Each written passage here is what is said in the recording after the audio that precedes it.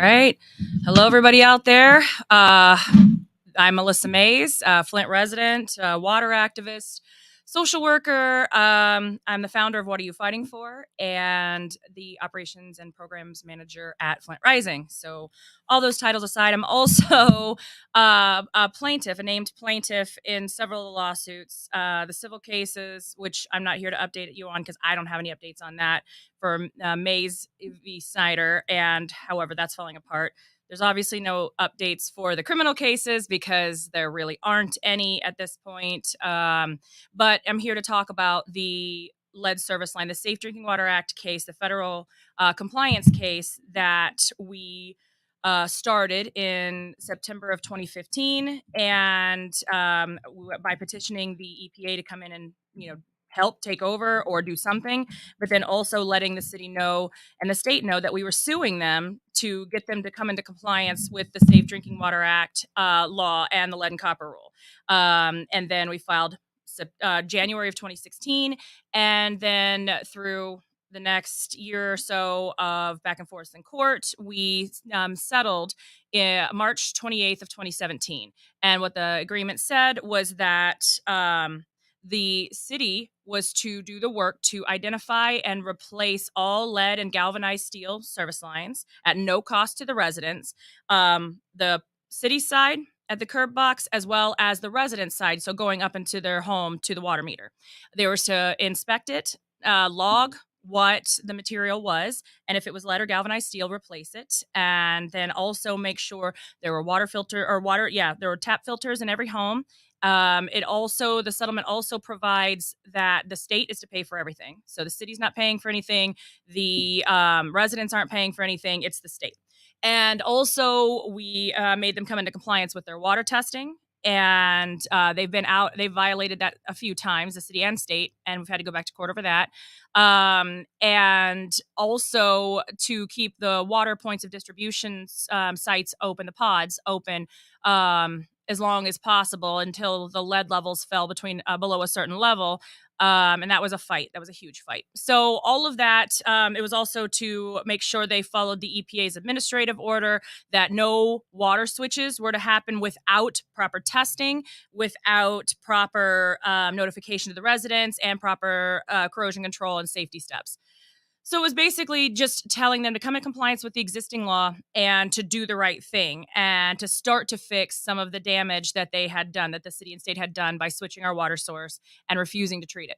Right. So that being said, we settled in 2017 and the work was supposed to be done in 2020. And I don't know if anybody's checked a calendar lately. It is currently now July of 2023, and here we are. I had to double check. I'm like, wait, what day is it? Yeah, no, it's July of 2023, and here we are. We still have to go back to court, which we did yesterday, for the lead service line replacement lawsuit, and because the work isn't done. And it's not just the excavations to identify the lines and replace them if they're lead and galvanized. That's not finished. The restoration's not finished. The identification of homes aren't finished. So it's not finished. And when you hear the current mayor and administration say that, oh, we're 97% complete, that's false. And the reason that's false is because there's no way of knowing. Because another part that's happened along the way is things have gone missing. So basically, we'll just get into yesterday. At the end of it was in late October, early November of 2022, we had already been going back and forth with the city about why hadn't they dug any holes? They basically, no work was done in 2021. No work was done until about Labor Day of 2022. Of course, 2020 was kind of a loss due to COVID. Although, if you ask me, restoration work still could have been done because they were outside. They don't have to talk to the residents to fix their yards. And when I say restoration, I mean that your yards, driveways, sidewalks, and the streets where the work had been done and been, those things that had been disturbed by, digging the holes and doing the replacements, and was to be replaced. Basically, everything was to be restored to where it was prior to the excavations. So people, that was a big drawback. There are people that didn't want to do the lead service line work. They didn't want it done because they were afraid that their landscaping was going to be disturbed and left a mess. And no, we were very specific, and the settlement clarified, here's what needs to be done. You need to make sure that the lawn is packed back in, the soil's solid, no air bubbles. It needs to be reseeded. The sidewalk needs to be redone. The street needs to be redone. Driveways, anything that was disturbed need to be redone. And it need to be done properly and safely, meaning no water shutoff valves like mine sticking up out of the ground, no holes, no sinkholes, no giant gravel pits in the streets. None of that stuff is acceptable. It's not safe and it's not restored. So very simple, right? Well, apparently, over the past couple of years, that's fallen apart. So we had a lot of work being done. There was 27,000 homes that had been excavated, the lions replaced if needed, and restoration work done between 2017 and the end of 2019, which is impressive. It's a great pace and rate, and this is even with us, hitting snags and learning, because we were the first city to do this. We were setting the example, and we had nobody to kind of go off of, because we, at Flint residents, we like making history, and we did by winning this lawsuit in the first place. We were the first, residents to sue a government and have them pay to fix what they had done to our infrastructure. So, and again, as a reminder, lead service lines, the service lines are, you have the distribution mains that come from the water treatment plant that go through the streets. And then you have the service lines, which go from the distribution mains in the streets up to your home. And then there's the interior plumbing. So the three major pieces of the puzzle there. The lead service lines, they're the only things that are covered by the outdated laws. So that's a whole other issue. The Lead and Copper Rule and Safe Drinking Water Act are severely outdated.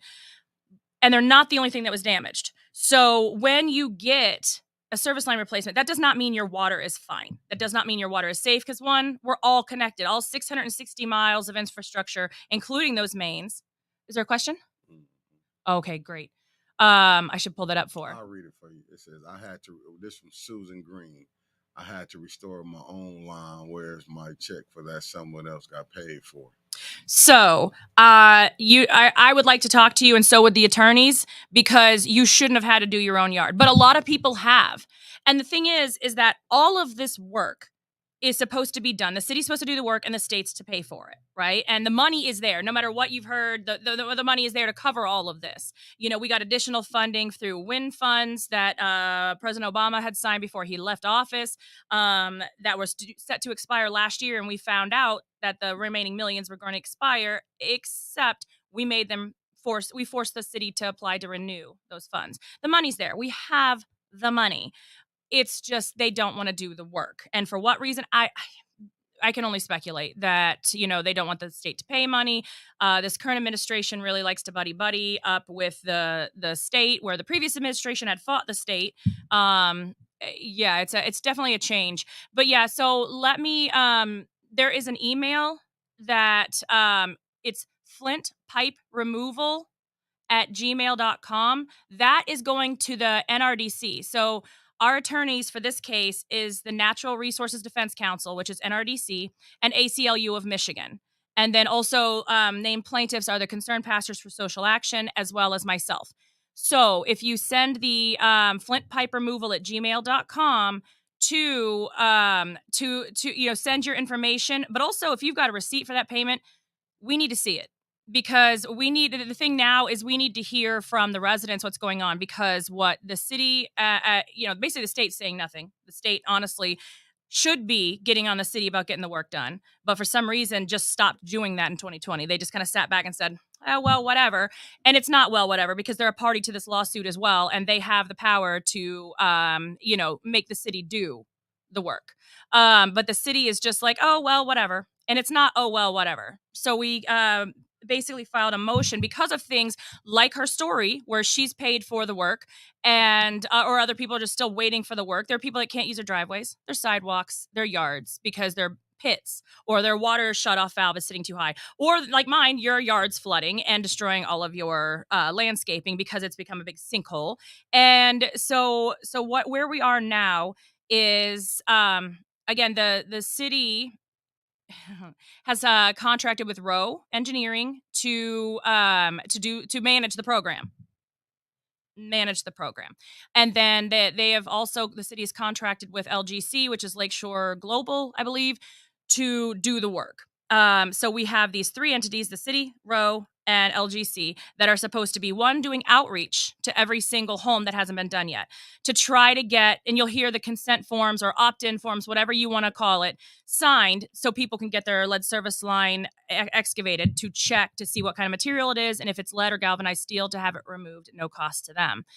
But then that also comes with getting your property restored. And restored means fixed, where you shouldn't have to do it. And there was always a delay, because usually you want to wait 3 months or so after the construction, let the ground settle, let the air bubbles come up. My service line was replaced at the end of 2019, and then years went by. Years have gone by. Same with my whole street. And my neighbor across the street still doesn't have a sidewalk. She's got small children, and her whole yard is just a pit. And there's chunk of sidewalk missing. We have people to where, like, they're not getting the work done, and people are just kind of saying, okay, oh well, this is what I'm going to have to deal with. And no, it's not.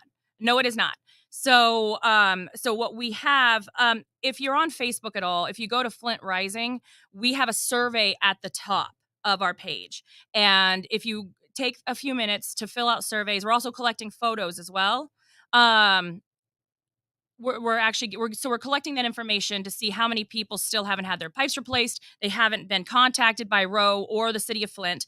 Then they have not had the restoration work done, and all of these things. So we're doing the survey, and we're collecting information. If you're comfortable with giving your personal information, your contact information, which would be your address, so we can check the lists, and your phone number, so then we can hear more about what's going on and get your side of it, because we're presenting all of this to the judge. Sure.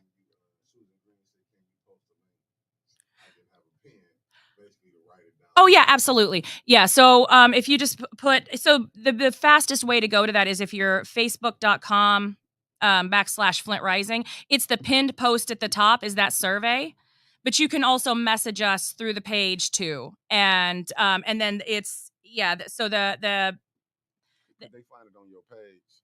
Yeah, and I'll post it on my page too, on my personal page. And I also run What Are You Fighting For? So if you're on that, yeah, but we'll make sure the information's out there. And then I'll come back in after this, and I'll see if I can post the in the chat with the links, because we need to hear from everybody.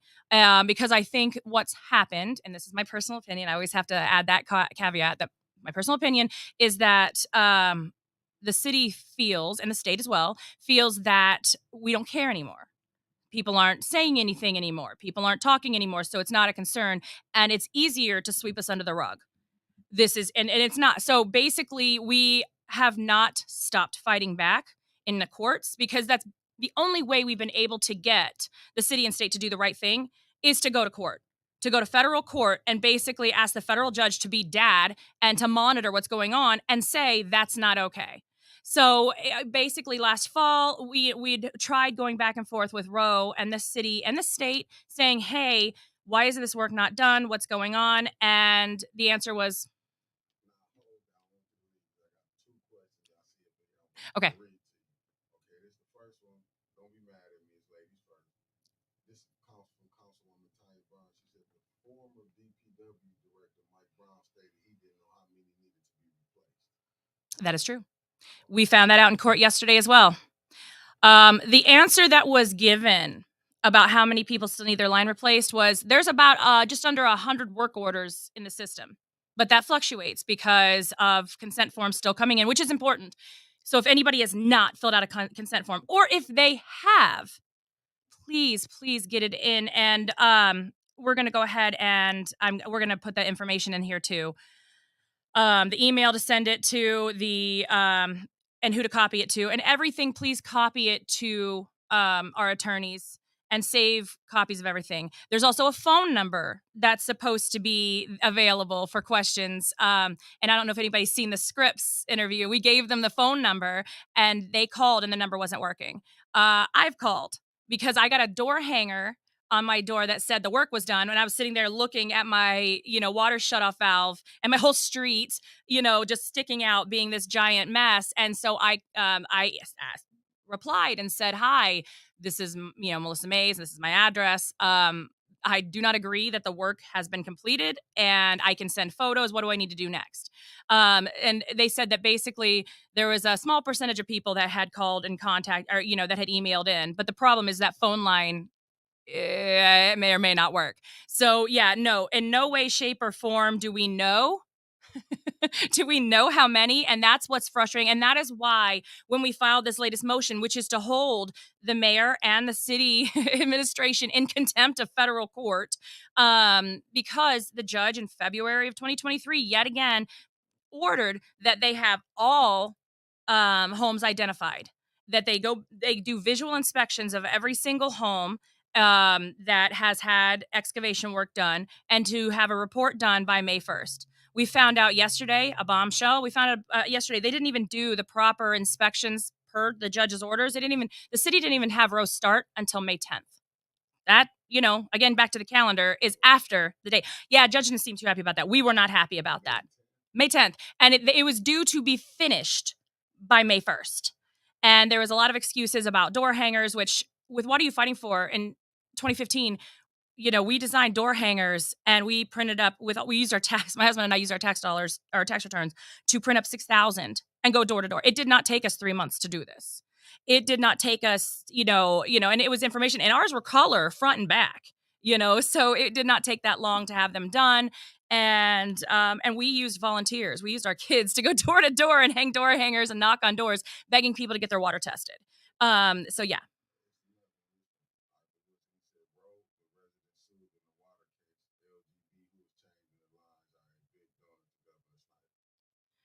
So right now, LGC, the Lakeshore Global, they're the contractors, but they're not the ones doing the work. It's actually WT Stevens, who the city had tried to prevent. Okay, there's a whole bunch of bidding mess that had happened.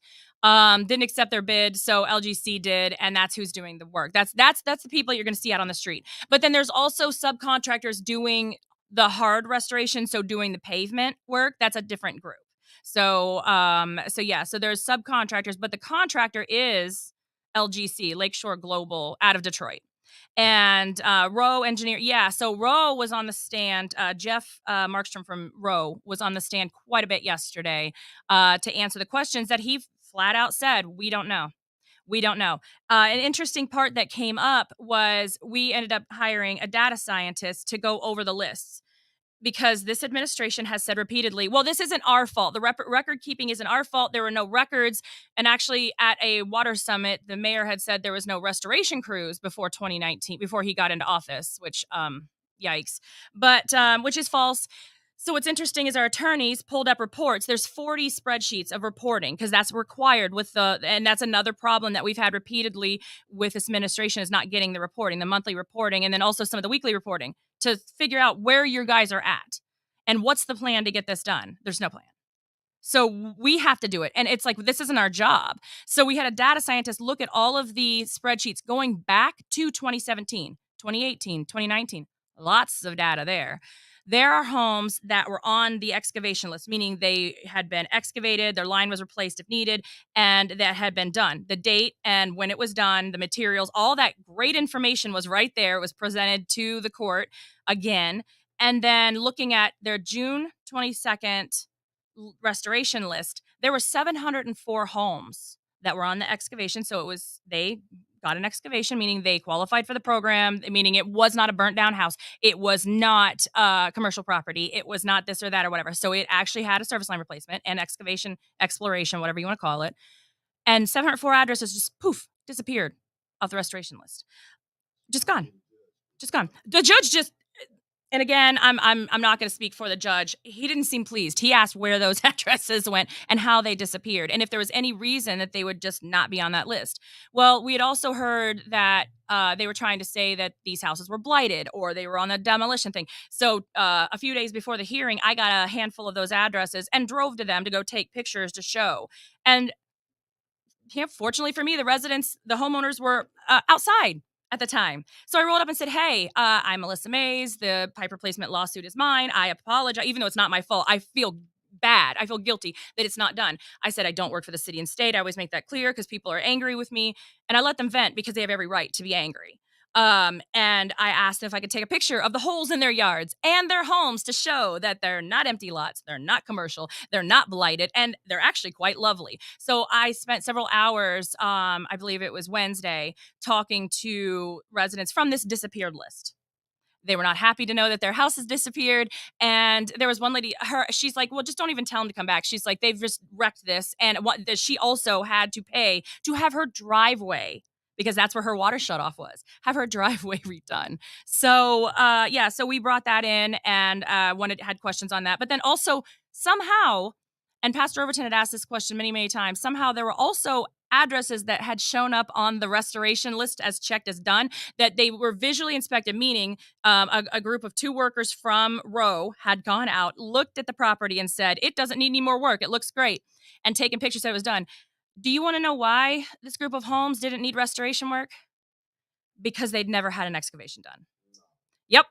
And so no holes had been dug. So of course it looks great because no holes had been dug. However, they had been marked on the done list and ended up on the restoration list saying that, yeah, excavation had been done, so they need to have restoration.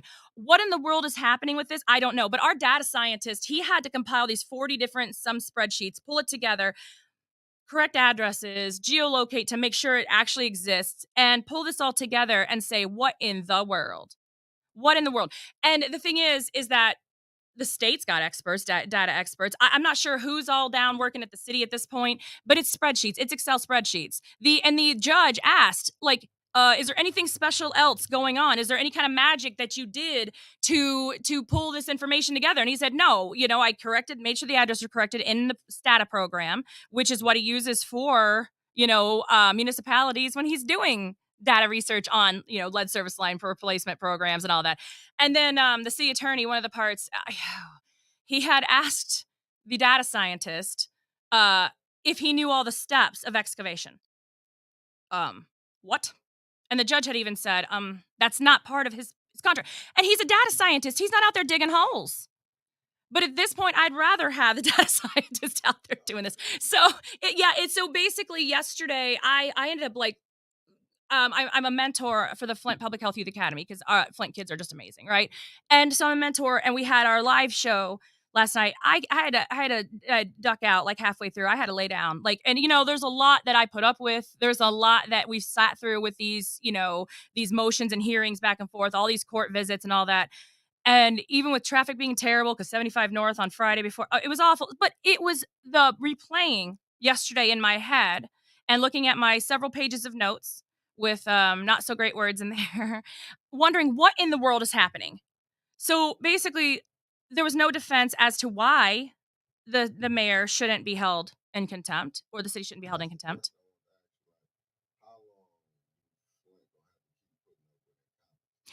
Okay, so this has to be changed. This, and I know some folks out there, wink, wink, know about recalls. They know about this and that.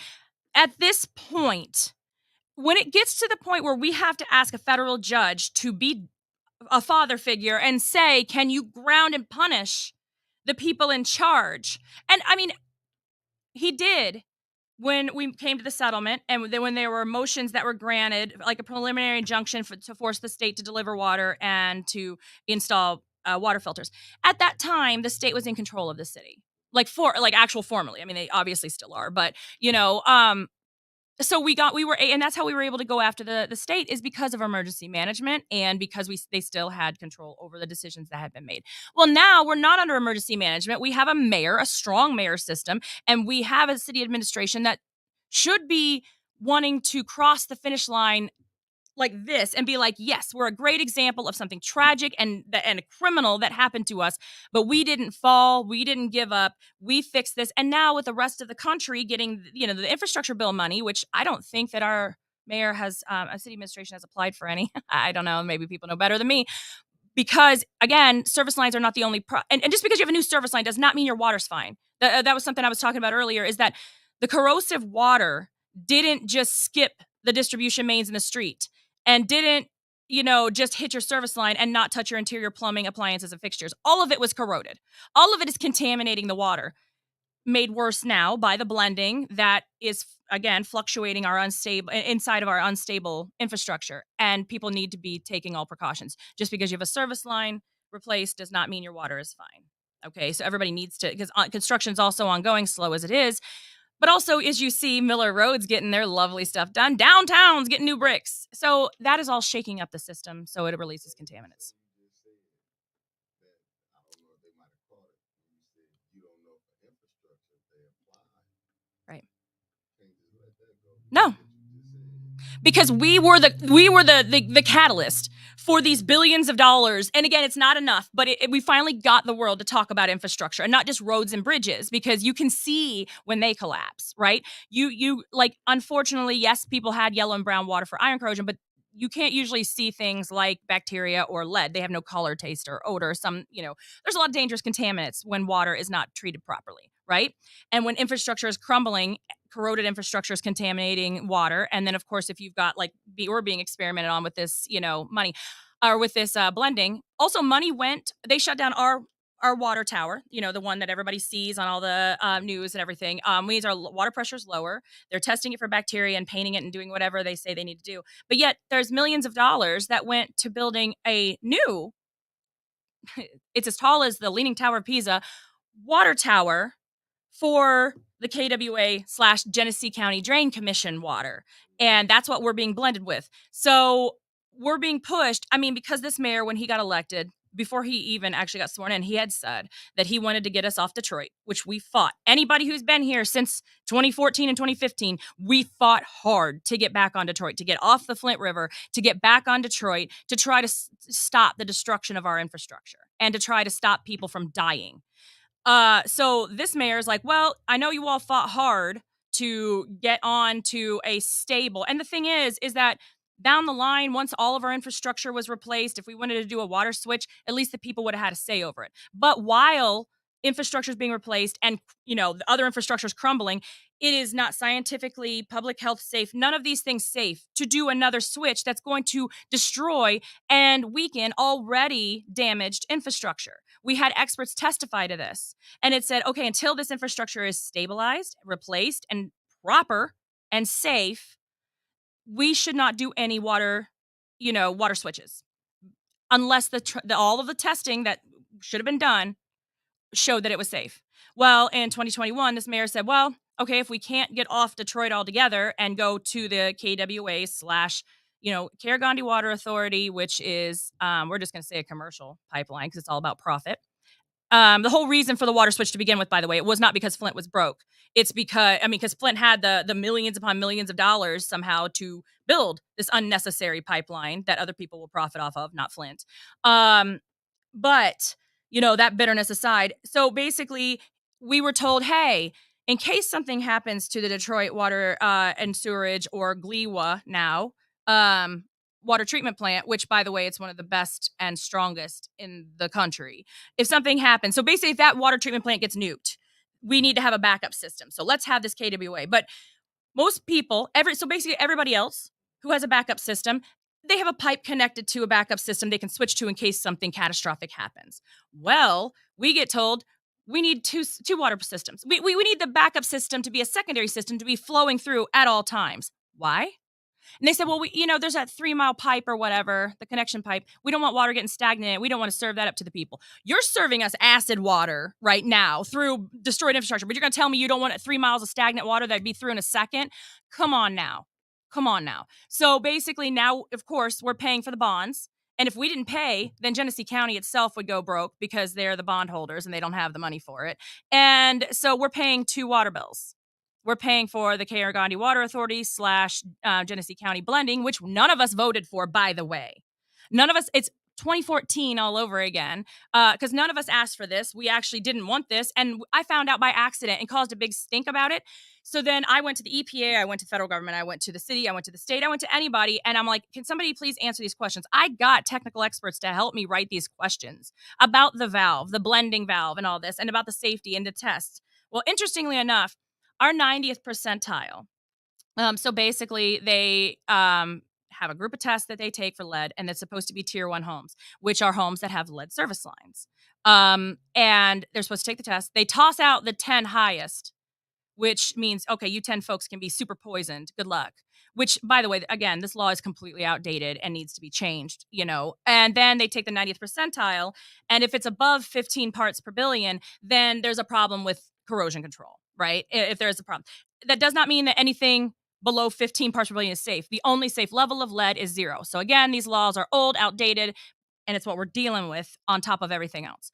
So our 90th percentile during the 2017 to 2019, 27,000 holes and, lines that got dug up and, replaced if necessary, fell to 3 parts per billion. As soon as we had with no construction going on, the blending start, it jumped to 7. 6 months later, it jumped to 10, and it's at 9. The blending is stirring up the mess, the delicate, unstable infrastructure, but they don't want to admit it. And there's like, hey, it's 9. It's below 15, so everything's fine. But I don't know if, so when I was sitting in court during recess yesterday, doing the exciting thing of reading our water quality confidence report for 2022, you should have gotten it in the mail. Two things to note. One, there's a paragraph that talks about people who are immunocompromised, which is most of Flint because of all the poisons we've been exposed to. It says that we should consult our physicians before consuming the water. Yo, like seriously, I've talked to my doctor and he's like, I am not a water scientist. Why would they tell you to ask me? This is the same thing they did in 2015 with the TTHM, our first Safe Drinking Water Act violation. It said, you're probably fine, but you might want to consult your physician before consuming the water. Who has to do that?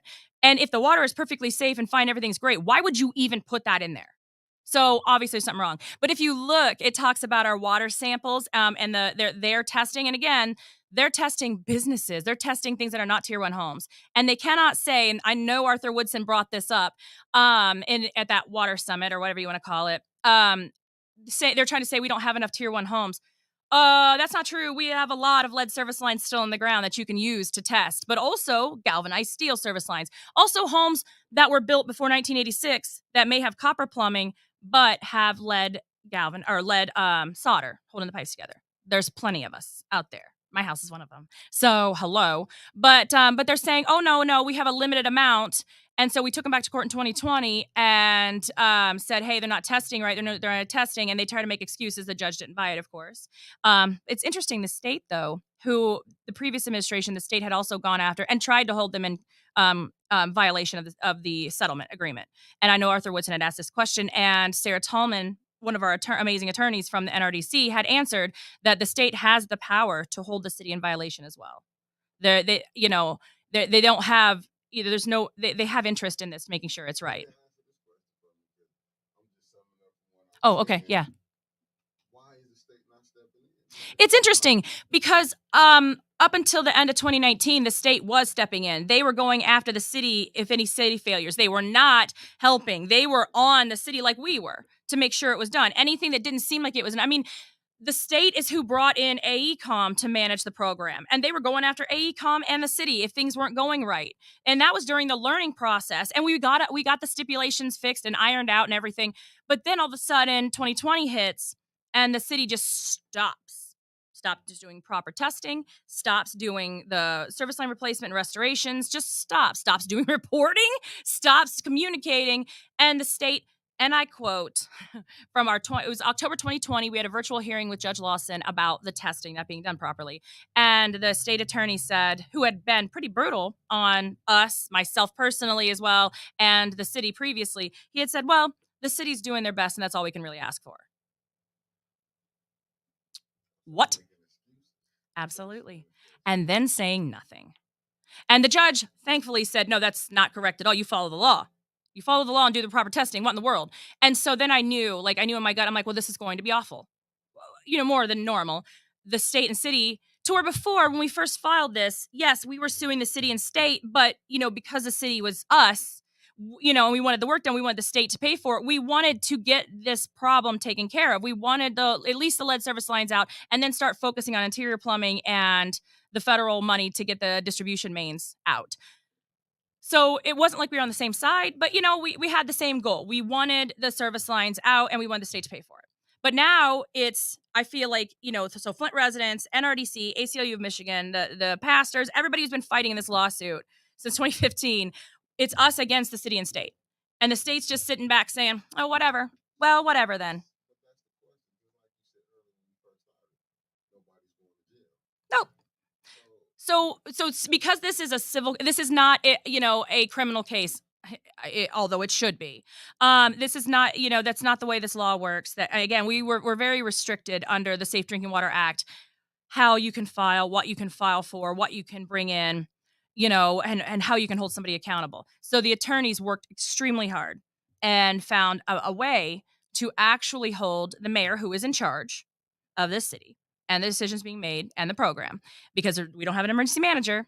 It's the mayor and his administration, to hold them in contempt, to request that the judge hold them in contempt of his own orders, because they have absolutely violated the settlement as a whole many, many times. This was the 5th time we had to file.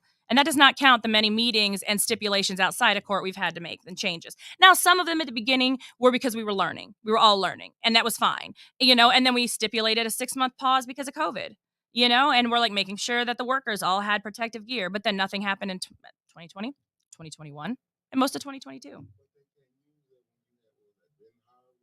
Uh-huh. Yeah. So we actually, when we found out Benton Harbor was going through a similar situation as Flint, we actually jumped on. So Flint Rising, what are you fighting for? Caution, Democracy Defense League of Flint.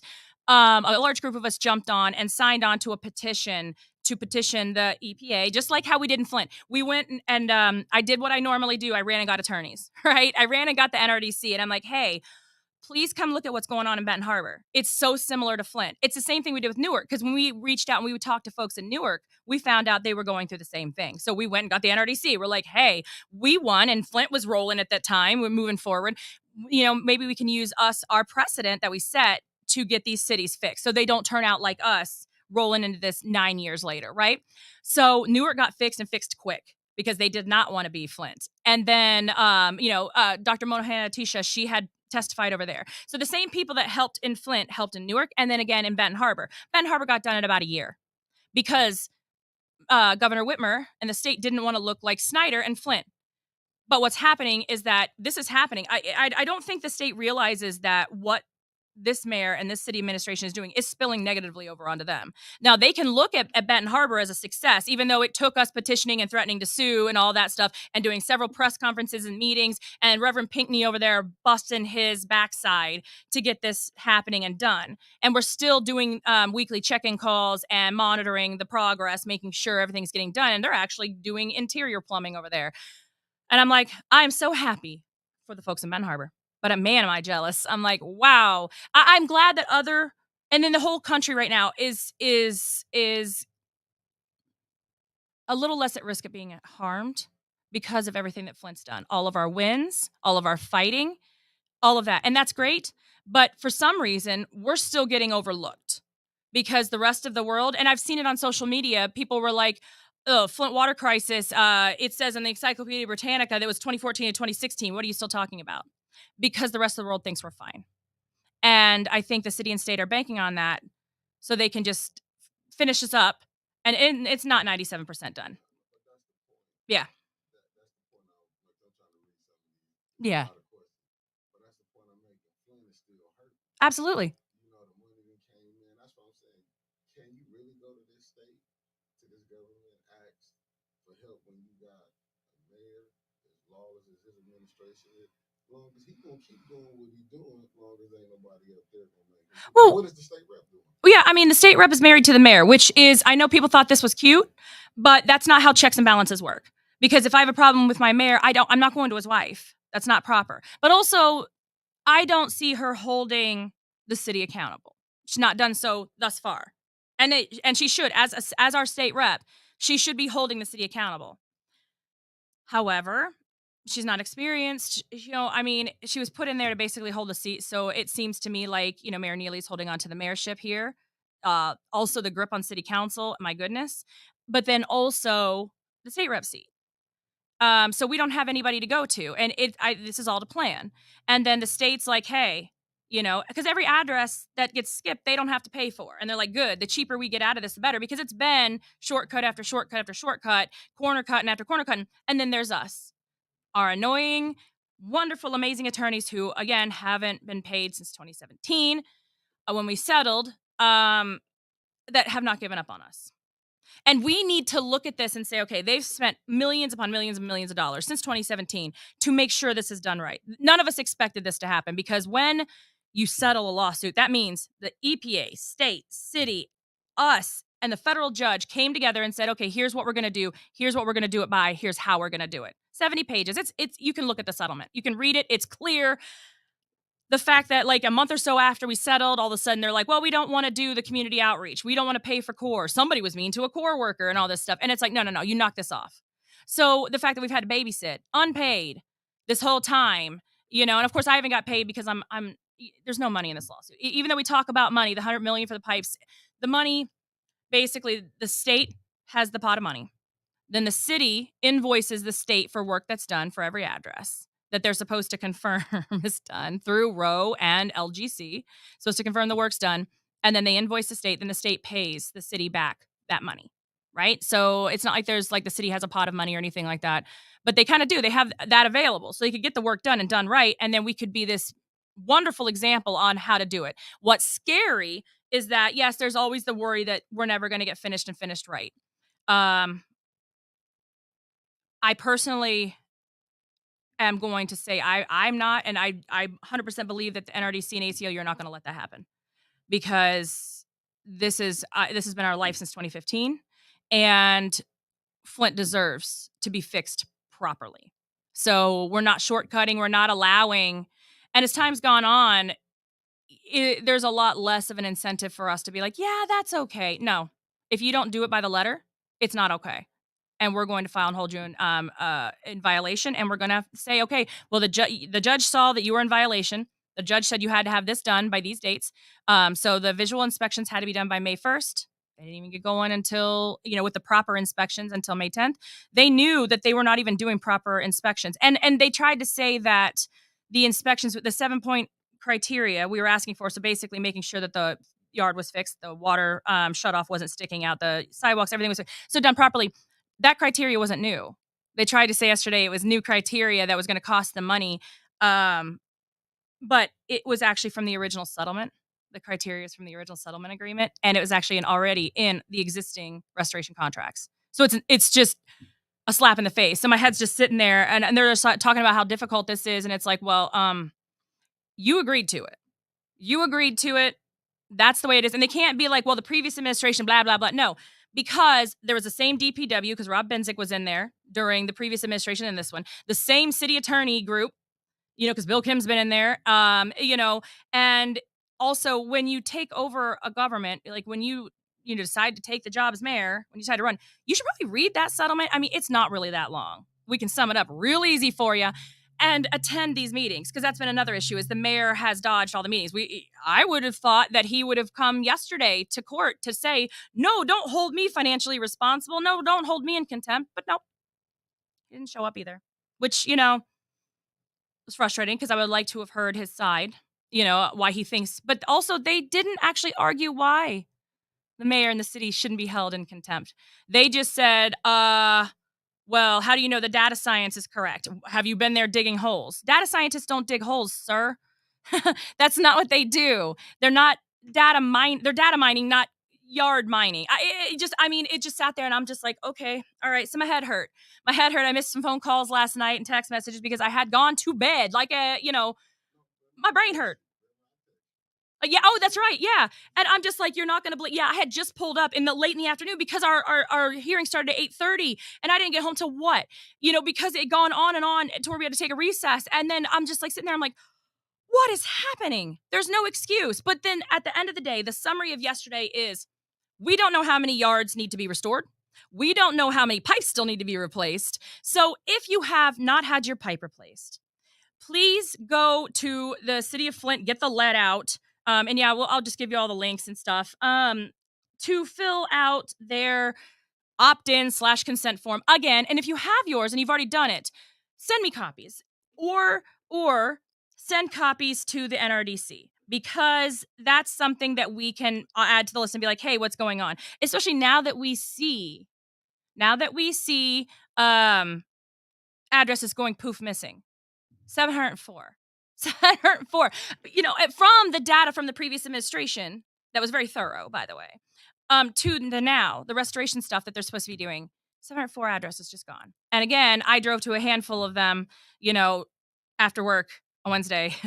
And so people had me show up. I'm like, hi, I just wanted to make sure that your house was standing. And I'd like to photograph the hole in your front yard if that's okay. And then I had people showing up from the neighborhood saying, look at my house, look at my house, look at my house. And it is unbelievably heartbreaking and frustrating and infuriating and disgusting and sickening and words I cannot say live that go through my head.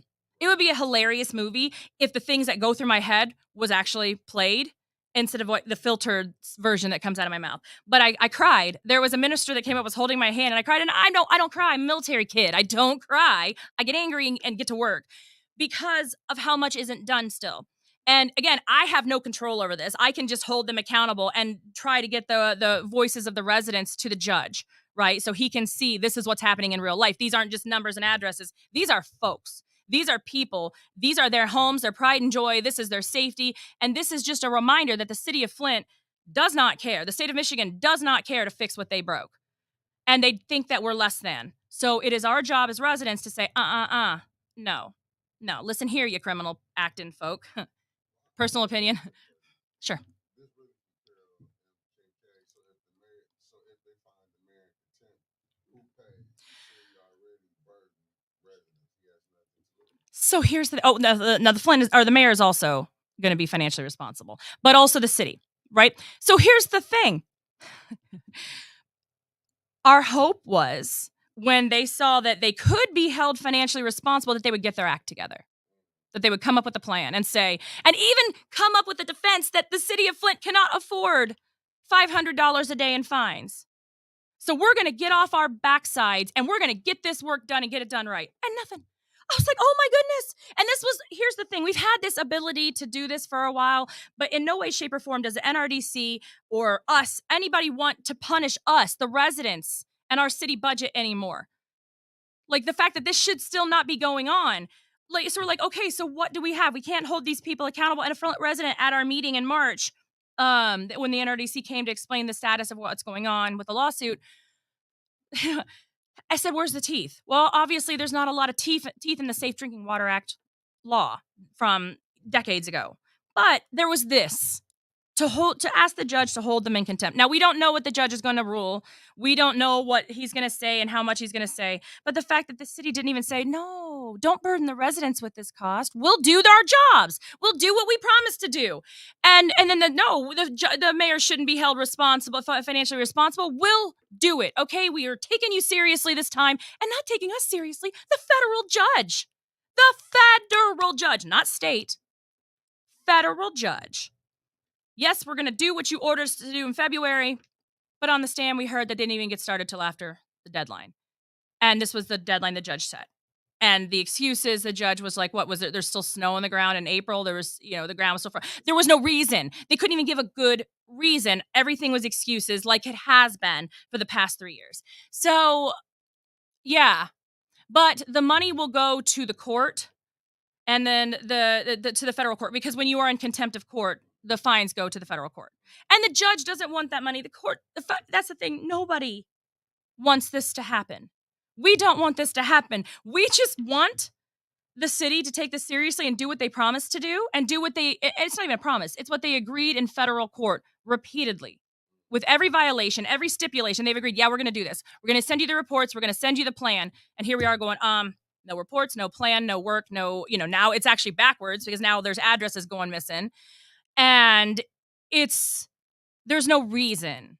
Okay, so when we first started, this was massive. There was I think 31,000 addresses to check, to go, do all this work. And there was multiple crews happening all across the city. So chaos, right? Because there's so many things happening, so many moving parts, and nobody had done this before. And this was new to us. So yeah, there were bumps in the road, but this has been going on now for 6 years. It's past the settlement agreement. So what in the world? And we were doing fine. Again, from 2017 to 2019, 27,000 plus holes dug, lines inspected, 27,000. We don't have a whole lot left that we think, that we know. But also that it's not done because you dug the holes, sir. It's done when you finish restoration. So this number that the mayor keeps saying is finished, that changes, by the way, 90%, 95%, 97%. First of all, there's no way of knowing because we still don't know how many homes out there need to be done.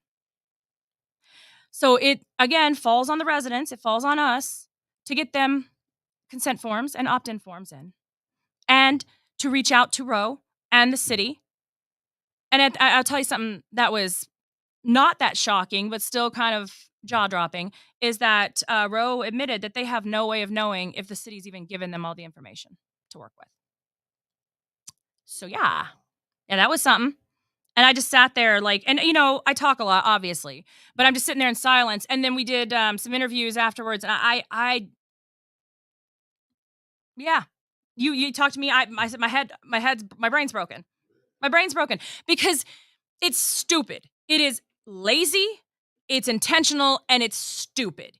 You can't go walk up to an address, go look at it, see if it's done, then compare it to the CityWorks software and your little spreadsheets here and see what's up. Are you serious now? And again, the state could be like, oh, maybe they don't have the staff for this, which they said in court in February. We don't have enough people, Well, yeah, the state does. So why isn't the state in here helping? Because they're complicit. Their silence is complicity in this because they also have a stake in this. So also look at the stink of, City of Flint mayor being and the city being held in contempt of federal court for continuing to endanger the residents of Flint and not doing what was supposed to be done years ago. And the state's not doing anything. And they have the power to do, all of it. Like, why is it on us that we are always the one that have to drag them back to court? The state should be like, hey, now, it's our money, so do what you're supposed to do right with this money. But no. And again, their silence tells all. Right. No.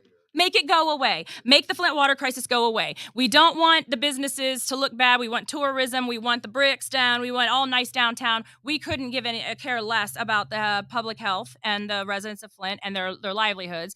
We've already destroyed their plumbings, a lot of their bodies, their homes, their jobs. I mean, like all of this stuff. Oh, yeah. We've traumatized them repeatedly, and it's ongoing.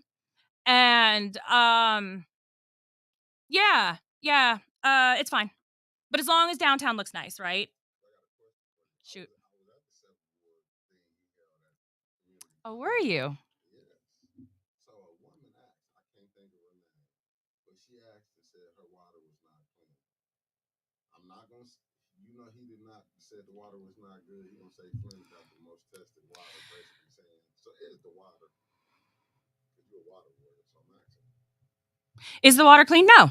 And there's no actual way to say that it is, as long as this water, take out the fact that they're experimenting and blending, which should not happen, makes the water more unstable. Obviously, all of the points of data looking at it, there's too much fluctuating with the pH, the orthophosphates, the treatment, the turbidity, all of this stuff. And I'll happily sit down with somebody and be like, look at these charts. Look at this. This is not good. Here's pre-blending. Here's the junk and blending. Why we're having turbidity means, there's things in the water that's making it less clear, like metals and junk and everything getting stirred up, but not during normal seasonal fluctuations with turbidity. And it's funny because if you look at the turbidity of the KWA, Genesee County Drain Commission water, or GLEWA, it doesn't match when you look at our blended stuff. It's not okay. It is an experiment they're doing. And the reason is because there's no laws, because of our outdated laws and everybody making public health human issues a political one. This is not a political issue. None of us in Flint voted to be poisoned. We didn't vote for the water switch in the first place. Any of them. We didn't want this. So a lot of us fought against it until we could get, we need the water stabilized until we can get the infrastructure replaced. And then if we want to talk about doing our own water, yeah, sure. Once it's no longer a danger to people. But of course, that doesn't matter because we need to pay these bonds because the city of Flint that is high in poverty and they keep saying, oh, you're so poor and helpless. Blah, blah, blah. Well, we're saving the county right now. We're saving Wall Street. They getting their money, but we're getting junk water again. So again, take out the blending, which is making the water not okay. Unstable. Unstable is the key word here. take the blending out. If we had heaven's perfect spring water coming down, flowing through these corroded pipes, it's going to be contaminated. You know why? Because the corroded pipes are delicate. They're rupturing mains everywhere. There's leaking lines and broken valves under the street. I mean, hooray for Miller Road Mansions and Miller Road getting some new mains. Lucky them. The rest of us don't.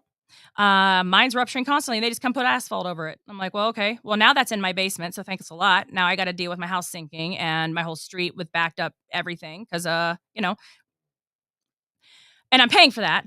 And that's the thing is like they said like 60% of our treated water or finished product is leaking out into the streets. And we still have to pay that bill. So that's wonderful. Wall Street's not paying for it. Drain commissioner's not paying for it. Mayor's not paying for it. We are. So again, no.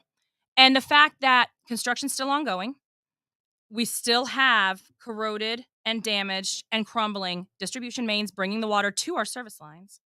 We still have lead service lines in the ground. So if somebody has lead or galvanized steel and there is a main break, there's something called backflow that when that ruptures, it sucks whatever gross water is sitting in that lead or galvanized steel service line back out into the distribution system and going to your neighbors. You're poisoning your neighbors. So for people who do not think that though they're leaving their service lines in, and we actually don't have a lot. They talked about how they're blaming the residents why they couldn't get done. They tried saying that it's the residents declining. We don't actually have that many declinations right now. And most of the people that we reach out to that's been declined said that nobody's reached out to them ever. So it's a bunch of junk.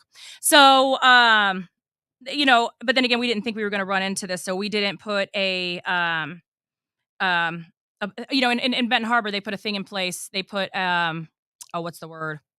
It's not a law, but they put a thing in place saying that, you had to have your line inspected and replaced. Well, we didn't put that in there because it wasn't upon the residents to blame us. And that's where they're at right now. They're blaming the residents, saying it's our fault. Yes. Saying that they're making all of these appointments. Ordinance. Thank you. Thank you so much. Like I said, it's Arthur. Yeah. Thanks. Yeah. My brain, because of yesterday, just it's not even the 90-degree temperature. I mean, I'm sure that didn't help. And court was hot and the seats were hard. But no, it was the words that come out the mouths. And I just, I'm still angry. And, but thank you, buddy.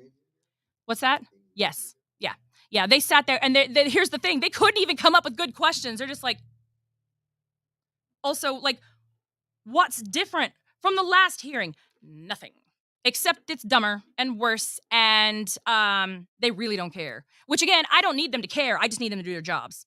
That's what we need. We just need them to do their jobs. So again, the water is flowing through. It's being blended, so it's not okay.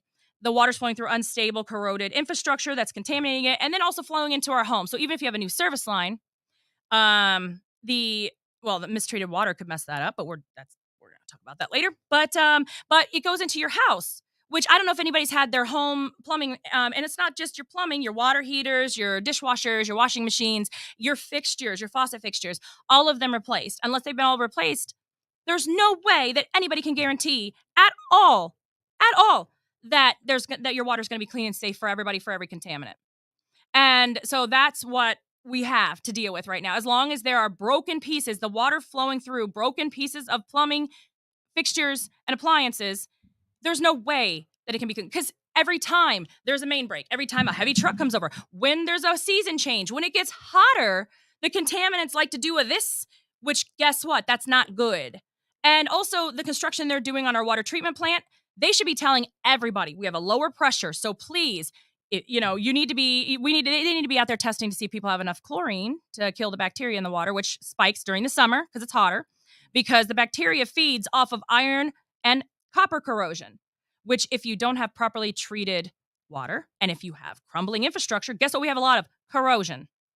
So that's just a breeding ground for them. And so then trying to overdose the chlorine just causes the disinfection byproducts because you're over-chlorinating it. And again, chlorine is necessary and it's fine to kill bacteria as long as it's at a healthy level, but also as long as the system is stable.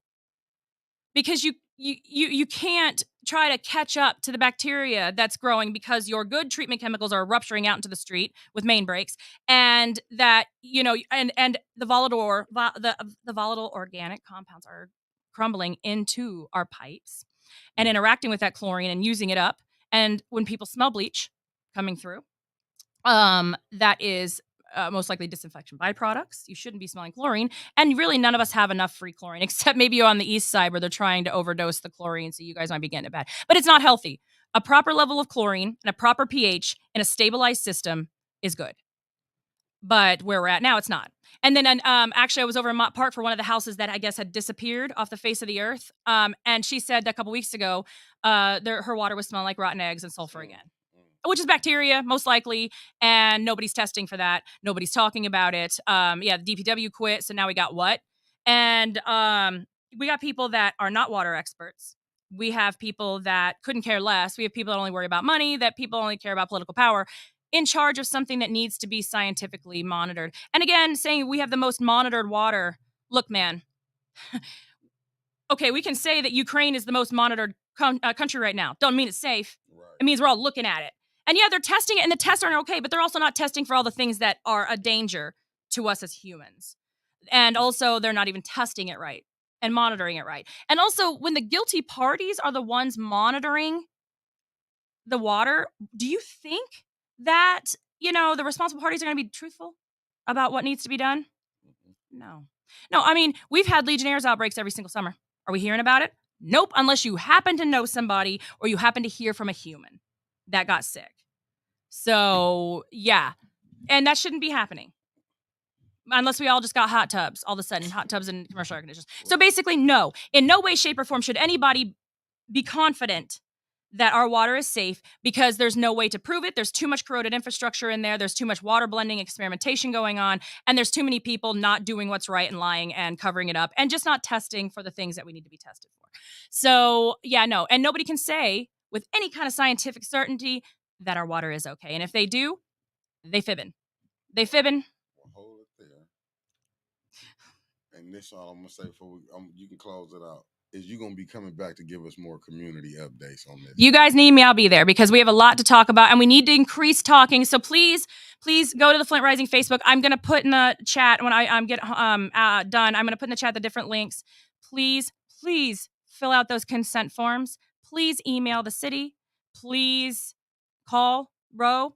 And if you can record it when you're calling to see if you actually get to talk to a person, that'd be great.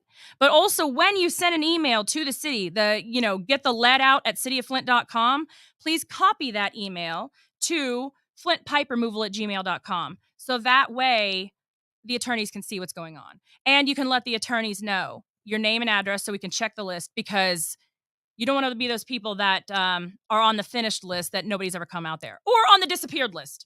So, yeah, so then there's no plan to handle those. So I guess it's going to be us doing it. But, again, Flint, we're strong. We've been through worse than this. This is just literally people who do not care, that want us to go away, die off, shut up, go whatever, that are refusing to, run Excel spreadsheets properly. I mean, it's just stupid and it's ridiculous. It's we need to vote.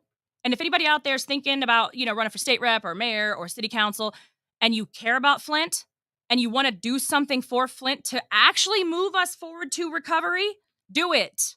Do it. I'm suing everybody, so, I'm not. I'm sure I would disappear like the day after I got sworn in, So, and I don't think anybody would fund me, because this is my attitude towards it. Do it right or get out of the way. That's it. Do it right to take care of the people, because the people is what's most important. We, the residents of Flint, have been through enough. We have been patient. We have worked for this. We've done more work on this, service line project than the people that are supposed to be doing the work, the city and the state. But also, don't leave the state off the hook. Hit up your state rep. Hit up the state senators. Hit up the governor's office to say, hey, this is on you as well. Even though this didn't happen under your watch, the recovery should be under your watch. And I don't want to hear them saying what a success and Flint's going to get justice, and don't even get me started on the criminal cases. That's a whole other story. But the state has a stake in this as well. They're responsible to make sure this is done right too. And it's their money, so they should want to do what's right by it. But no, instead of pocket it. But we need to continue to get together. We need to talk. We need to get louder and firmer and say, we ain't taking this. And we need to check on our neighbors, make sure they know that their yard's not supposed to be destroyed, and that, yes, they deserve a service line replacement. And if people have questions, it's nrdc.com. There's the Flint FAQs. I'll put a bunch of those links in the chat, and then I'll post about them again too. But yeah, we have the information there. We have two groups, and the Natural Resources Defense Council and the ACLU of Michigan that have not stopped fighting for us, not getting paid. They're doing this because it's what's right and they care about us. And again, it has nothing to do with the money lawsuit. That's a whole different bag of mess. But this is about replacing our service lines and our yards and doing what's right by us. But don't forget, you get 2 free lead and copper tests every 6 months. Go to City Hall and go pick that up, or you can call as well. And I'll put the number in there to have them deliver it to you. And you also get the tests and the cartridges and filters replaced for free until 1 year after the last pipe is dug up. And who knows when that's going to be at this rate. So that's yours. That's due to you. That's owed to you. So go get that. And yes, whether you believe it or not, by the way, in the 2022 quality confidence report for our water, it said that the lead levels, we weren't in violation according to them, but the ranges were from 0 parts per billion to 795 parts per billion. I saw that in print and they're just like, oh, well, nobody reads these. Well, some of us nerds that ain't got a life do. And so it's not okay. But we need to test more people because I know that those aren't the only ones. So please, everybody take care of yourself. Be safe. Filter your water and then boil if you're worried about bacteria because it's getting hot out there. Bottled water, which I hate making bottled water company. And let's talk about there's supposed to be a bottled water tax, by the way, coming out. We need to do another episode about that. Punishing the poor people. I'm just going to move in because there's all those sorts of stuff. But we've got good people that are smart and we are capable. That's one thing Flint's proven. So everybody out there, don't you be giving up. Don't let the things I'm saying, make you be like, oh, it's too much. I quit. I give up. You can say that. I do every single day, by the way. I do. I'm like, oh my God, I quit. This is so stupid. Why is this still happening? I miss my old life, which I don't even remember anymore. But then I come back to, we didn't do this. We did not cause this. We do not deserve this. We deserve what's right. We're helping the entire country and the world out, by the way. And we're Flint. We deserve better. And as Claire McClinton has said, they poisoned the wrong city. So yeah, it's going on forever, but we're not letting it drop. So we all got to stick together and make sure we hold the city and the state and the EPA at this point. All of them that are responsible and supposed to be in charge, hold their feet to the fire until we get what's due to us. Well, see you on the next community update.